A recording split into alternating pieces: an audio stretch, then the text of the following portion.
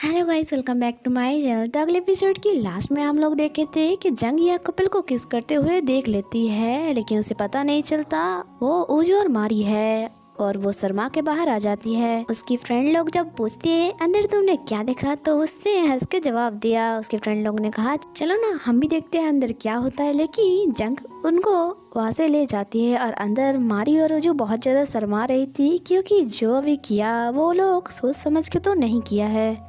मारी उसकी लिप साफ करती है। इसके बाद दोनों को हम विला में देखते हैं, जहाँ वो लोग अपना वेडिंग फोटो लगा रहा था, लेकिन हैमर नहीं था। इसलिए उजू जाती है सेक्रेटरी के पास हैमर मांगने के लिए। सेक्रेटरी पूछता है उजू तुम्हारा बिजनेस कैसा चल रहा है। मारी ने बताया था तुम अपना काम पे बहुत ज्यादा बिजी रहते हो। उजू ने कहा हाँ मेरे काम ऐसा ही है। उसके बाद सेक्रेटरी पूछती है क्या तुम लोग मेरे साथ चलोगे। एक्चुअली मैं थोड़ा टहलने जा रही थी, लेकिन उन लोगों ने कहा नहीं, क्योंकि हम दोनों का कुछ और प्लान है और एक दूसरे को ऐसे पकड़ के जा रही जैसे कि वो दोनों एक दूसरे के बिना एक सेकंड भी नहीं रह सकता। और सेक्रेटरी उन दोनों को ही घूरे जा रहा था। नेक्स्ट सीन हम लोग ऑफिस का देखते हैं, जहाँ जंग बार बार ओजू को देख रही थी। मेल एम्प्लॉय से पूछा अच्छा तुम ओजू को ऐसे क्यों देख रही हो। उसने बताया एक्चुअली कल मैंने स्टूडियो पे इनको किसी को किस करते हुए देखा। मेल एम्प्लॉय कहा पगला गए हो क्या, क्योंकि वो तो सिंगल है। और जंग दो फीमेल एम्प्लॉय को भी इस बारे में बताया। यह कपल की स्टोरी सुनने में तो तीनों ही बहुत ज्यादा इंटरेस्ट ले रही थी, लेकिन सामने बैठी हुई मैरी ये सुन के डर के मारे कांप रही थी। और ऊपर से जंग ने कहा अरे मैरी, उस दिन जो लड़की उसके साथ थी मैंने उसका फेस तो अच्छे से नहीं देखा, लेकिन साइड से बिल्कुल तुम्हारी तरह लग रहा था। जो सुन के मारी और भी डर जाती है और ये तीनों डिसाइड करता है फोटो स्टूडियो में कॉल करके ही पूछेगा कि उस दिन कौन कौन फोटो खिंचवाने के लिए आई थी। मीटिंग के बाद हम दोनों को देखते हैं, जहां उजू उससे बता रही थी डरने की कोई बात नहीं, क्योंकि मैं स्टूडियो में अब दोनों को गलत नाम दिया था। जो सुन के मारी रिलैक्स फील करता है और दोनों ही यहाँ शर्मा रही थी, क्योंकि स्टूडियो पे किस कर लिया था ना, इसलिए जो इन दोनों के लिए बहुत बड़ी बात होता है। और यहाँ उजू ने कहा मैंने तो बस किस की थी, तुम तो मेरे ऊपर ही चढ़ गई थी। मारी ने कहा अच्छा अब सारी गलती मेरी है, शुरू किसने किया था। उजू ने कहा वो तो जंग आ गई थी, इसलिए मैं छुपने के लिए ऐसा कर रहा था। इसके बाद उजू मारी को एड्रेस देता है जो वहीं पे स्टूडियो पे छोड़ के आ गई थी, और उसे कहता है क्या तुम मेरी हेल्प करोगी, मेरे दादी को तुम्हारे काम बहुत ज्यादा पसंद है, वो तुमसे मिलना चाहता है। इसके बाद मारी ऑफिस आ गई थी और यहाँ उसकी फ्रेंड को सब कुछ बताया। उसकी फ्रेंड ने बताया देखो ग्रैंडमा बहुत अच्छी इंसान है और जो लोग बहुत ज्यादा मेहनत करती है वो उसे पसंद आती है। इसके बाद हम लोग ग्रैंडमा को देखते हैं जो अंकल को पूछ रहा था कि फ्यूनरल कैसा हुआ। अंकल ने कहा ठीक ठाक, लेकिन मुझे आपको कुछ बताना था, लेकिन उससे पहले ये सब हो गया। एक्चुअली वो जो एम्प्लॉय था वो हमारे कंपनी में फ्रॉड कर रहा था, बहुत पैसा भी मारा। जो सुन के तो दादी को यकीन ही नहीं होता है, क्योंकि वो बहुत ज़्यादा वफादार एम्प्लॉय था। लेकिन अंकल ने भी बोल दिया था कि इस बात को हम लोगों को यहीं पे खत्म कर देना चाहिए। नेक्स्ट सीन फैमिली डिनर का दिखाया जाता है, जहाँ ग्रैंडमा ने वो पोस्ट वॉन्सुक को दे दिया था और उस एम्प्लॉय की फैमिली के लिए कुछ करने के लिए बोल रहा था। आंटी ने कहा क्यों हम करें उन लोगों के लिए, उसका वाइफ कभी भी हमसे मिलने नहीं आया और वो ड्रिंक करके ड्राइव कर रहा था, तो उस पे अगर उसकी फैमिली भी रहता वो भी मर जाता।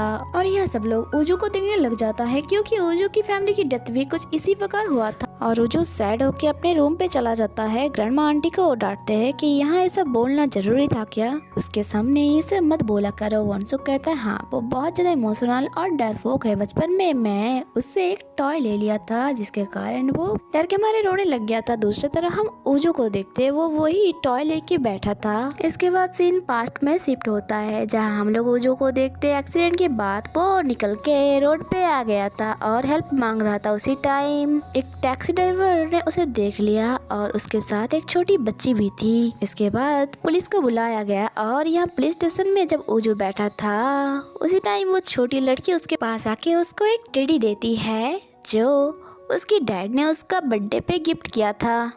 और यहाँ जब उजू की फैमिली ने आया, उजू दौड़ के उन लोगों के पास चला गया था। जब पीछे मुड़ के देखा तो वहाँ वो छोटी बच्ची नहीं थी, और जब घर जा रही थी तब वही छोटी बच्ची को देखती है जो अपने डैड के सामने रो रही थी, इसलिए क्योंकि उजू की मॉम डैड की डेथ हो गई है।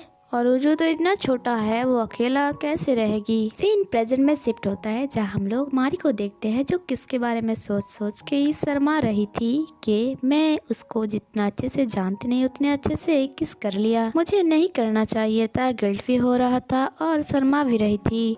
दूसरी तरफ जिन जो एक अच्छा सा प्लेस ढूंढ रहा था जहां ओजू को बुला के वो प्रपोज कर सके, और जो ढूंढ लेने के बाद ओजू को कॉल करके कहती है आज तुम मेरे से मिलने के लिए आ सकती हो क्या। ओजू ने कहा मेरे पास टाइम नहीं है, तुम अपने फ्रेंड को लेके चली जाओ।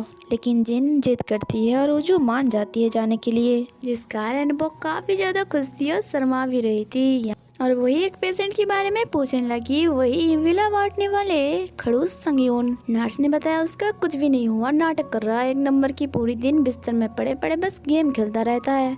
तभी सेक्रेटरी भी वहाँ अपने बॉस के लिए खाना लेके जा रहा था, जिन भी उसे जाते हुए देखते हैं। दूसरी तरफ हम ओजू और मारी को देखते हैं जो अच्छे से घर को सजा रहा था, क्योंकि उन लोगों को तो कहा था ना आज वो लोग रिपोर्टर के साथ उन लोगों के घर पे आएगा। और यहाँ मारी और ओजू ने कपल ड्रेस भी पहना हुआ था और दोनों ने मिलकर एक फेक नोट भी लिखा था जिसमें दोनों कहाँ मिले और कब मिले, कैसे उन लोगों की मुलाकात हुई, प्यार कैसे हुआ, शादी कैसे हुआ और हनीमून पे कहाँ पे जाने की प्लान है उन लोगों के लिए। यहाँ ओजू पूछती है तुम्हारा एक्स तो बहुत अच्छी होगी राइट। मारी ने कहा बिल्कुल भी नहीं, वो एक नंबर की धोखेबाज है, वो मेरा पैसा और मेरी मॉम के पैसा सब खा गया। ओजू ने कहा तुम उससे मिली कैसे। मारी ने कहा एक वेकेशन के दौरान हम लोग मिले थे जहाँ मैं डूब रही थी और वो हीरो की तरह आके मुझे बचाया, और पहली नज़र में ही मैं उसकी प्यार में गिर गई और मैंने उसके साथ अपने फ्यूचर भी सजा लिया था। बच्चे घर क्या कहने ही, लेकिन उसने मुझे धोखा दे दिया। और यहीं पे एपिसोड खत्म होता है। आगे क्या होता है जानने के लिए स्टे कनेक्टेड। Bye bye.